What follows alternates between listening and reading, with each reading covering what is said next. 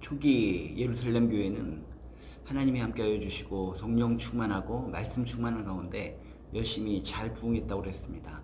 잘 부흥 발전을 했는데 너무 부흥 발전을 하는 것을 유대교인들이 시기를 했습니다. 이러다가는 유대교가 무너질 수도 있겠다라고 생각을 하고 어마어마하게 아주 과감하게 이 예루살렘 교회를 핍박하기 시작합니다. 그 스타트가 스데반 집사의 순교 때문이라고 그랬죠. 스데반, 그 예루살렘 교회의 초대교회의 수장이라고 할 만한 강력한 파워를 가지고 있는 스데반이 죽었기 때문에 이제 우리 마음 놓고 예루살렘 교회를 핍박하자, 박해하자 라고 하면서 초대교인들을 아주 마구마구 비참하게 핍박하기 시작했죠.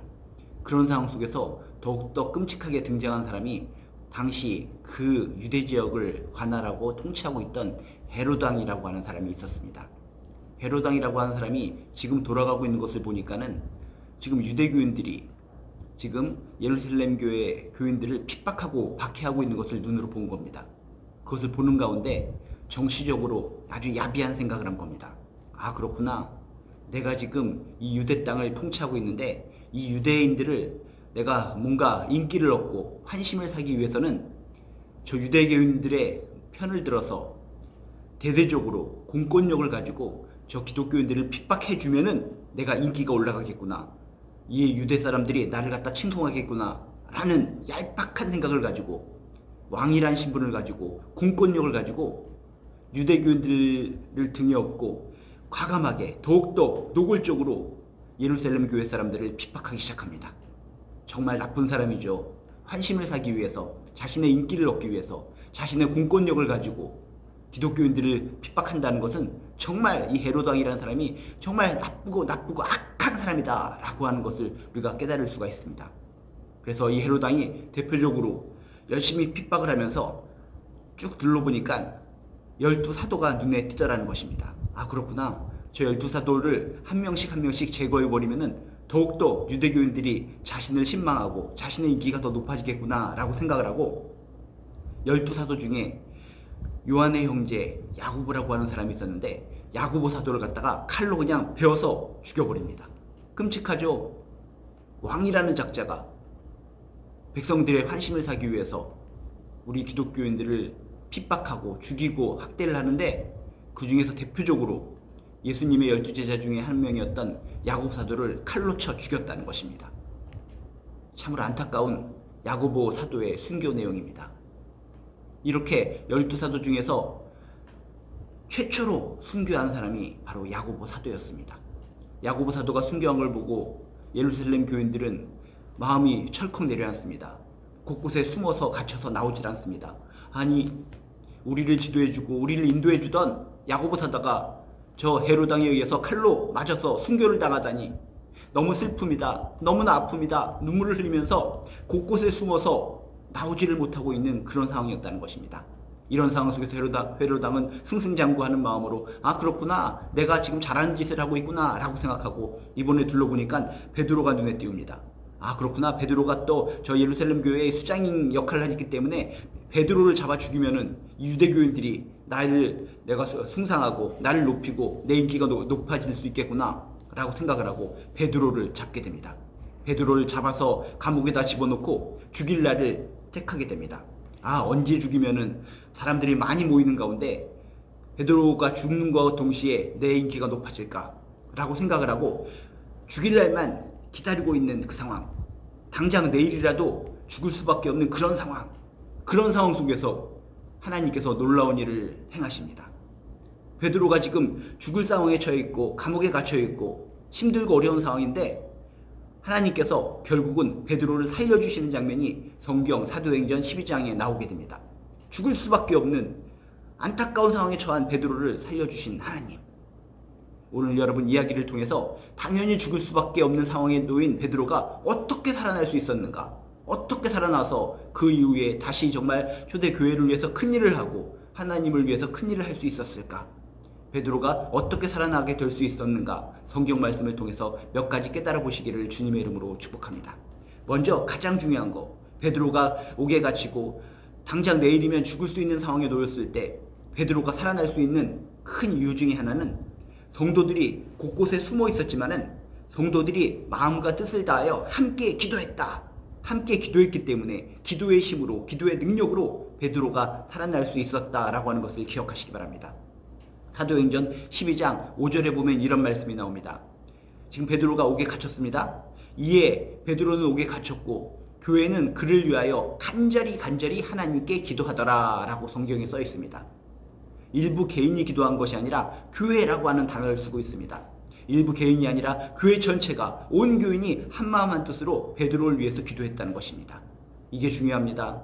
사람이 힘들고 어렵습니다. 우리 교인이 고통 가운데 있습니다. 어떻게 살아날까? 어떻게 구출될까?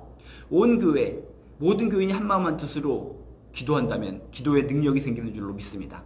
베드로 감옥에 갇혔습니다. 감옥에 갇혀서 울고 있습니다. 힘듭니다. 눈물이 납니다. 내일이면 죽을 수밖에 없는 상황입니다. 그렇지만 온 교회가 모여 한마음 한뜻으로 기도했더니 기도의 능력으로 말미암아 죽을 수밖에 없었던 베드로는 살아날 수 있었다는 것입니다. 이게 중보기도회의 힘인 줄로 믿습니다. 오늘 말씀에 보면 교회는 그를 위하여, 베드로를 위하여 간절히 하나님께 기도했다라고 성경에 써 있습니다. 이게 바로 목적기도고 표적기도입니다. 진짜 갈급한 상황, 정말 중요한 상황이라면 표적, 여러분 목적을 정해놓고 기도하시기 바랍니다. 지금 온 교회, 예루살렘 온 교회 사람들이 목표, 표적을 정하고 기도하는 겁니다. 베드로는 살려야 됩니다. 하나님, 베드로가 살아야 됩니다.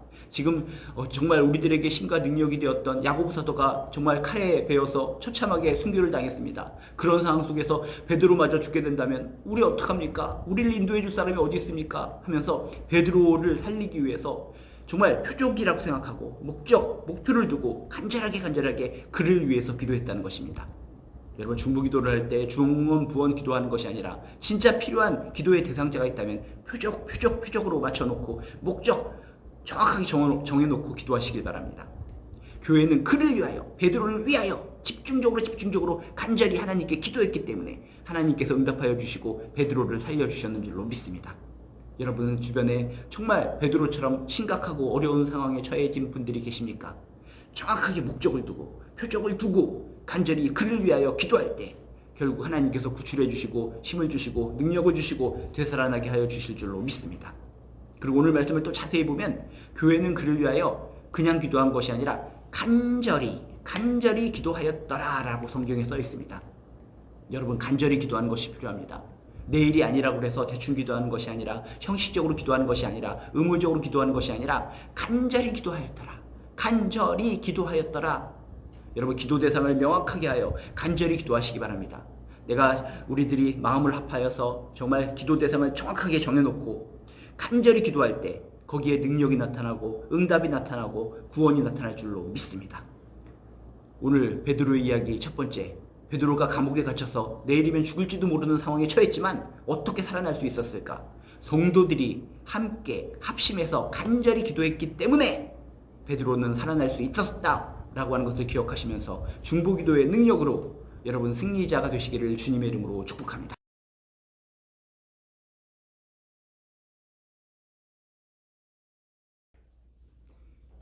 옥에 갇혀서 죽을 수밖에 없는 상황에 처했던 베드로가 살아났습니다. 어떻게 살아날 수 있었을까? 가장 먼저 성도들이 합심해서 베드로를 위해서 기도했기 때문에 살아날 수 있었다. 그리고 두 번째 이유가 있습니다. 이거 직접적인 이유인데 하나님의 인도하심을 베드로가 받았다는 것입니다. 누워서 잠자고 있었습니다. 내일이면 죽을지도 모르겠구나. 하나님만을 위해서 열심히 살아왔는데 내가 내일이면 죽게 되는 것이구나. 갑갑하고 답답한 마음 속에 자기도 모르게 잠들어 있던 베드로. 이 베드로가 하나님의 인도하심을 받아서 결국은 살아날 수 있었다는 것입니다. 사도행전 12장 7절부터의 말씀을 보면 아주 세밀하게 하나님의 인도하심을 받아서 베드로가 살아나는 장면이 정확하게 묘사되고 있습니다. 7절부터 보면 호련히 주의 사자가 나타나매 옥중에 광채가 빛나며 또 베드로의 옆구리를 쳐 깨워 이르되 급히 일어나라 하니 쇠사슬이 그 손에서 벗어지더라. 천사가 이르되 띠를 띠고 신을 신으라 하거늘 베드로가 그대로 하니 천사가 또 이르되 겉옷을 입고 따라오라 한대 베드로가 나와서 따라갈새 천사가 하는 것이 생시인 줄 알지 못하고 환상을 보는가 하느니라. 아주 세밀하게 묘사되고 있습니다. 하나님이 보내신 천사의 인도를 받아서 잠자다가 깨어나고 이 천사가 이끄는 대로 따라갔더니 철옹성과 같은 그 감옥을 벗어나서 살아날 수 있었다는 것입니다. 가장 중요한 것은 뭡니까? 우리가 정말 살아나는 인생, 베드로처럼 살아나는 인생을 살기 위해서는 영적으로 깨어 있어야 된다는 것입니다. 실망하고 좌절하고 잠 속에 빠져있던 베드로가 끝났어. 난 모든 것이 끝났어. 절망과 좌절 속에서 영적인 귀도 닫아놓고 영적인 마음도 닫혀놓고 잠들어 있었다면 천사가 와서 옆구리를 쳤을 때 그냥 그대로 자는 겁니다. 그냥 자다가 내일 아침이면 죽어버리는 겁니다. 그렇지만 육적으로는 힘들어서 고달퍼서 잠이 들었지만 영적으로는 끝까지 깨어있고 살아있던 사람이 바로 베드로였습니다. 옆에 천사가 나타나서 옆구리를 쳐서 깨우니까 급히 일어나게 됩니다. 누가 날 깨우는 거지? 누가 날 깨우는 거지? 영적으로 깨어있었기 때문에 결국은 천사의 깨움을 통해서 일어난 것이 바로 베드로였다는 것입니다. 우리가 인생을 살아가면서 베드로처럼 영적으로 민감해야 될 줄로 믿습니다. 하나님의 음성, 천사의 음성을 들을 수 있는 귀가 있어야 될 줄로 믿습니다. 우리들에게 영적인 귀가 열리고 영적인 마음이 열리고 영적인 눈이 열리게 되시기를 주님의 이름으로 축복합니다. 그리고 중요한 것은 영적으로 깨어있어서 하나님께서 우리들에게 말씀을 하시고 노크를 하시는데 그것으로 끝나는 것이 아니라 우리가 들었다면, 보았다면, 깨달았다면 주를 따라야 됩니다. 하나님을 따라야 됩니다. 하나님의 인도하심을 받았을 때 베드로가 살아난 것처럼 우리들도 깨어서 하나님의 음성을 들을 수 있다면, 말씀을 통해서 여러 가지 상황을 통해서 하나님의 음성을 들을 수 있다면 그것으로 멈추는 것이 아니라 하나님께서 원하시는 대로, 지시하는 대로 따라야 될 줄로 믿습니다. 그래서 천사가 이끄는 대로 베드로는 따라갔습니다. 이리로 오라 저리로 가라 하면 졸졸졸졸 자기도 모르는 사이에 천사를 따라갔더니 결국은 감옥의 이곳저곳을 잘 통과해서 바깥으로 나올 수 있게 되었다. 살아날 수 있게 되었다라고 하는 것이 성경의 이야기라는 것입니다. 여러분, 하나님의 음성이 있을 때 베드로처럼 즉시로 거부 없이 여러분 순종하시기를 주님의 이름으로 축복합니다. 하나님께서 나에게 깨우침을 주셨다면 지체하면 안 됩니다. 거부하면 안 됩니다. 부정적으로 받아들이면 안 됩니다. 베드로처럼 즉시로, 긴급한 상황이니까 즉시로 일어나서 신 씻고 띠 두르고 겉옷을 입고 준비된 상황에서 나갈 수 있어야 된다는 것입니다. 하나님의 인도하심을 받을 수 있어야 된다는 것입니다. 이것이 순종의 반사작용이라는 겁니다. 우리들 몸에도 반사작용이 있지 않습니까? 뭐가 물건이 나오면은 저절로 눈이 깜빡거리고 무릎을 톡 치면은 이건 무조건 반사라고 하죠. 발이 탁 올라가고 이런 것이 반사작용인데 조건 반사든 무조건 반사든 반사작용을 통해서 우리는 우리 몸을 지킬 수 있는 겁니다. 영적으로도 깨어 있어야 됩니다. 영적으로 민감한 가운데 하나님께서 뭔가 자극을 주실 때 반응하시기 바랍니다. 긍정적으로 반응하시기 바랍니다. 하나님께서 우리에게 어떤 영적인 자극을 줄 때마다 피하지 마시고 반응하시고 인도하시는 대로 따라감으로 말미암아 베드로가 살아난 것처럼 우리의 인생도 살아나게 되시길 주님의 이름으로 축복합니다. 베드로도 솔직히 처음에는 긴가민가 했습니다. 베드로가 나와서 따라갈 때 천사가 하는 것이 생시인 줄 알지 못하고 환상을 보는가 하노라. 지금 베드로도 그 순간순간은 내가 지금 뭐 하는 거지? 내가 어리둥절한 가운데 정말 이성적으로 판단하기 힘든 상태지만 그래도 천사가 하나님의 자신을 인도하신다고 생각하고 꿈인지 환상인지 모르는 상황이지만 따라갔다는 것입니다. 인간적으로 판단하고 이성적으로 판단하고 그 이후에 나중에 하나님께 순종해야 되겠다. 이러면 늦습니다. 진짜 영적으로 하나님께서 깨달음을 주신다면 뭐 이성적으로 객관적으로 합리적으로 판단하는 거 좀 접어두시고 이게 꿈인지 생시인지 모를지라도 하나님의 음성이라면 하나님의 뜻이라면 따라가시기를 주님의 이름으로 축복합니다. 하나님을 따라가면 하나님의 음성을 따라가면 하나님께서 주시는 긍정적인 방향으로 따라가면 지금은 꿈인가 생시인가 정말 이것이 뭔가 환상인가 머뭇거릴 상황인지 몰라도 결국은 주를 따라가면 하나님을 따라가면 그것이 살 길인 줄로 믿습니다. 이 힘들고 어려운 세상에 여러분이 베드로처럼 감옥에 갇혀있는 그런 상황이라고 느껴지신다면 하나님 말씀에 민감하시고 영적으로 민감하시고 깨어나서 하나님께서 인도하시는 대로 그 길로 온전하게 따라가셔서 승리하시고 살아나는 저나 여러분 되시기를 주님의 이름으로 축복합니다.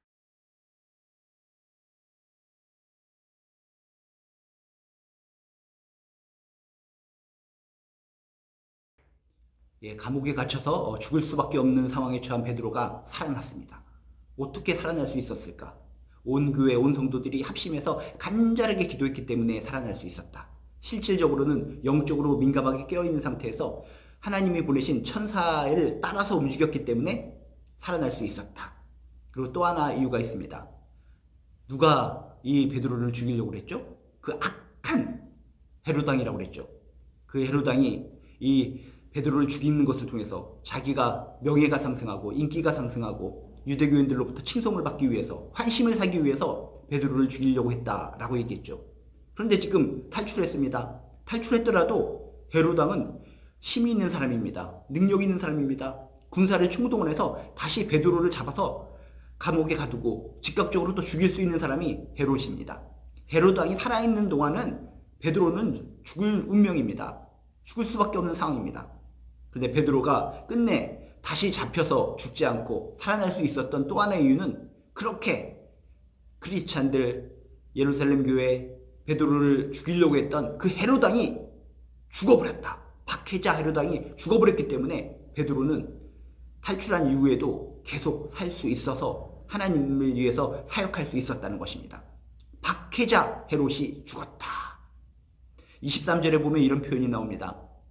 헤롯이 영광을 하나님께로 돌리지 아니하므로 주의 사자가 곧 친히 벌레에게 먹혀 죽으니라. 하나님의 사람을 핍박했습니다. 환심을 사기 위해서 정말 바퀴벌레 죽이듯이 크리스찬들을 죽였습니다. 야고보 사도를 칼로 쳐 죽였고 베드로도 죽이려고 합니다. 베드로뿐만 아니라 모든 사도들도 잡아서 죽이려고 하고 모든 초대교인들도 잡아서 죽이려고 했던 정말 악하고 악한 헤롯왕. 이 헤롯왕이 어떻게 해서 이렇게 초대교인들을 박해하려고 했다고요? 인기 얻으려고, 칭송 얻으려고, 환심을 얻기 위해서 그런 짓을 했다라고 얘기했는데 결국은 자기 영광을 얻기 위해서 그런 짓을 하다가 어떻게 죽게 됩니까? 오늘 말씀에 보면 이렇게 써 있습니다. 헤롯이 영광을 하나님께 돌리지 아니하므로 주의 사자가 곧 친히 벌레에게 먹혀 죽으니라. 자기 영광을 위해서 하나님의 사람들을 죽이려고 그렇게 바둥바둥거리더니 결국 어떻게 됩니까? 주의 사자가 곧 친히 벌레에게 먹혀 죽으니라. 여러분, 하나님을 대적하는 자는 결국 망하게 되는 겁니다. 역사의 진리입니다. 역사대대로 무수히 많은 통치자들, 군주들, 악한 자들이 많이 나타났지만 하나님의 영광을 가로챈 자들은 어떻게 됩니까? 하나님을 대적한 자들은 결국 망하게 되었다라고 하는 것이 인류 역사의 기록인 줄로 믿습니다. 헤롯이 영광을 하나님께로 돌리지 아니하므로 주의 사자가 곧 친히 벌레에게 먹혀 죽으니라. 이 말씀을 기억하면서 그렇구나. 박해자들은 결국 망하게 되는 것이구나. 하나님께 영광을 돌리지 않고 하나님을 대적하는 사람은 결국 죽게 되는 것이구나 라고 하는 이 이치를 꼭 깨달으시기를 주님의 이름으로 축복합니다. 하나님이 사용하시고자 하는 자를 가로막는 자는 결국 자기가 망하게 된다. 베드로는 지금 죽어서는 안 됩니다. 사명이 있습니다. 하나님께서 쓰실 큰 사명이 있습니다. 하나님께서 쓰시고자 한 베드로를 방해하고 막고 죽이려고 한 자는 결국 어떻게 됩니까? 자기가 죽게 된다. 자기가 망하게 된다. 이것이 성경의 법칙이요 인류 역사의 법칙이라는 것입니다.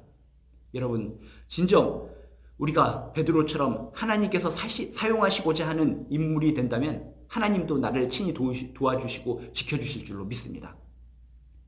베드로가 난 사명 없어요. 난 끝이에요. 사명 받기 싫어요. 난 이것으로 끝이에요. 이런 얄팍한 마음을 가지고 있고 하나님의 사명을 받아들일 마음이 없었다면 이 사람은 여기서 그냥 끝나버릴 수도 있었지만 베드로에게는 사명감이 있었고 하나님께서는 베드로를 통해서 역사하실 큰 계획이 있으셨습니다. 그런 자를 갖다가 박해하고 죽이려고 했기 때문에 그 박해자 헤롯왕은 자기가 죽을 수밖에 없었다는 것입니다. 여러분, 진정 하나님 날 사용하여 주시옵소서. 나를 하나님의 계획 가운데 사용하여 주시옵소서. 이런 기도가 있으시길 주님의 이름으로 축복합니다. 나를 사용하여 주시옵소서. 지금도 내가 듣지 않았습니다. 이 나이에도 날 써주시옵소서. 이렇게 기도하면 다른 말 표현하면 뭡니까? 하나님께서 날 지켜주실 줄로 믿습니다. 사명 가진 자는 하나님께서 지켜주시는 줄로 믿습니다. 이런 기도가 사명, 지금 이 순간도 나에게 사명을 주셔서 사명을 감당하게 하여 주시옵소서. 그 기도가 똑같은 기도라는 것입니다. 이제 우리는 여기가 좋사오니 만족하는 신앙에서 넘어서서 더 출발하여서 나를 사용하여 주시옵소서, 나를 사용하여 주시옵소서, 이런 신앙을 가지고 살아야 될 줄로 믿습니다. 그래야 나의 미래가 보존되는 것입니다. 나의 미래가 찬란한 것입니다. 나의 미래 하나님께서 지켜주시고 돌보아 주실 줄로 믿습니다. 베드로 지금 죽을 수밖에 없는 상황, 감옥에 갇혀있는 상황이지만 간신히 탈출을 했지만 헤롯이 살아있었다면 또 붙잡아다가 죽일 수 있었습니다. 그렇지만은 이 베드로를 죽이려고 했던 그 근원, 그 박해자가 헤롯이 죽어버림으로 말미암아 베드로는 살아나서 다시 힘있게 하나님의 사명을 감당할 수 있었다는 것입니다. 여러분, 모두 하나님께서 주시는 사명자가 되어서 내가 나의 70이든 80이든 50이든 하나님께서 주신 삶의 계획을 가지고 하나님의 도구가 되어서 열심히 살아가셔서 여러분, 죽은 자 가운데서도 살아나고 힘들고 어려운 상황 속에서도 살아나는 축복자 되시기를 주님의 이름으로 축복합니다. 베드로, 옥에 갇힌 베드로, 죽을 수밖에 없는 상황이었지만 온 교회가 그를 위해 기도했기 때문에 그는 살아날 수 있었습니다. 영적으로 깨어있어서 천사의 도움을 받아서 하나님의 인도하심을 받았기 때문에 살아날 수 있었습니다. 베드로를 괴롭히고 죽이려고 했던 그 박해자, 그 근원, 악한 헤롯 왕이 죽었기 때문에 결국 베드로는 살아날 수 있었습니다. 오늘의 이야기를 통해서 하나님께서 주시는 귀한 교훈을 깨달아서 정말 하나님의 귀한 자녀로서, 하나님의 백성으로서, 하나님의 도구로서 온전하게 힘있게 능력있게 살아가는 저나 여러분 되시기를 주님의 이름으로 축복합니다.